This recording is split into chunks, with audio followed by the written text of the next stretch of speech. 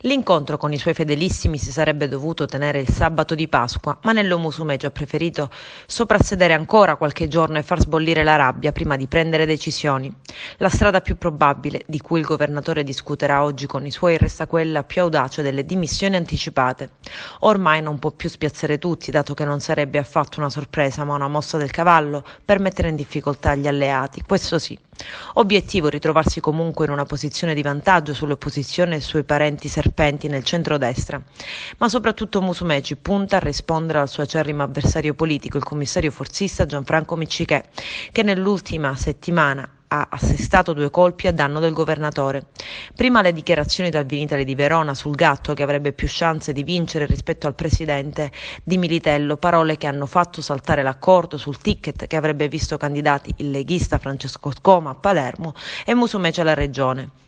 E poi il sostegno della Lega a Francesco Cascio, che al contrario apre le porte alla candidatura di un leghista alla presidenza della regione, sul quale convergerebbero anche gli autonomisti di Lombardo, la nuova DC di Cuffaro, i popolari di Saverio Romano. Per andare al voto il 12 giugno, stessa data delle amministrative, le dimissioni dovrebbero essere firmate entro il 27 aprile.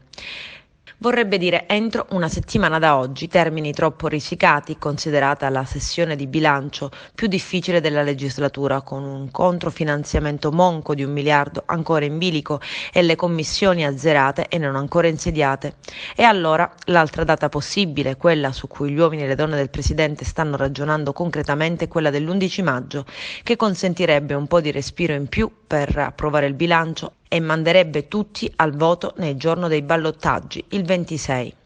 L'altra opzione, di cui Musumeci ragionerà oggi con i suoi, è quella del governo del Presidente, per accompagnare, neanche a dirlo, alla porta intanto gli infidi Lega e Forza Italia, o almeno l'ala di Forza Italia che risponde a Miccichè.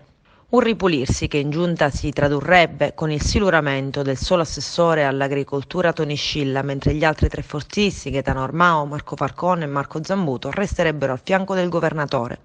Insomma, a cambiare sarebbe davvero pochissimo e Musumeci si chiede se valga la pena girare su questa seconda opzione.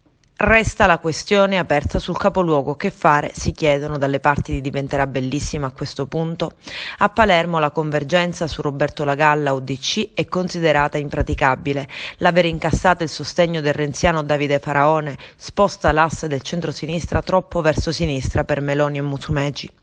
Al momento, dicono dal movimento del governatore, la candidatura di Carolina Varchi resta in campo.